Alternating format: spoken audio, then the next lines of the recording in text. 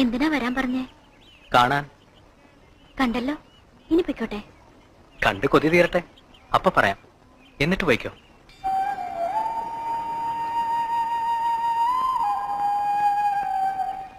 ദേ വള്ളിയും തൂങ്ങി വെറുതെ നിൽക്കുന്നു.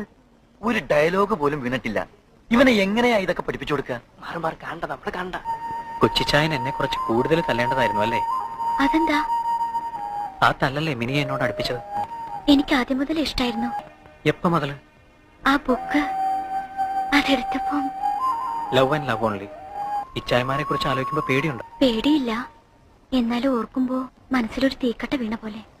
പക്ഷേ ഒടുവിലവർ സമ്മതിക്കും. ഞാൻ അന്നേ പറഞ്ഞില്ലേ, എന്റെ വിശ്വാസം അത്. അവരുടെ വിളക്കാണ് ഞാൻ, വെളിച്ചം, അവരുടെ രാജകുമാരി. എന്റെയും.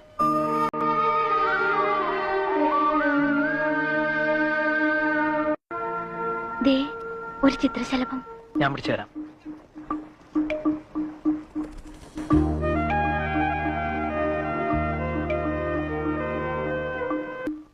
ദേ പക്കിയെ പിടിക്കാൻ നടക്കുന്നു. യവനെ എന്തോന്നിന് കൊള്ള അവിടെ ചിപ്പായി.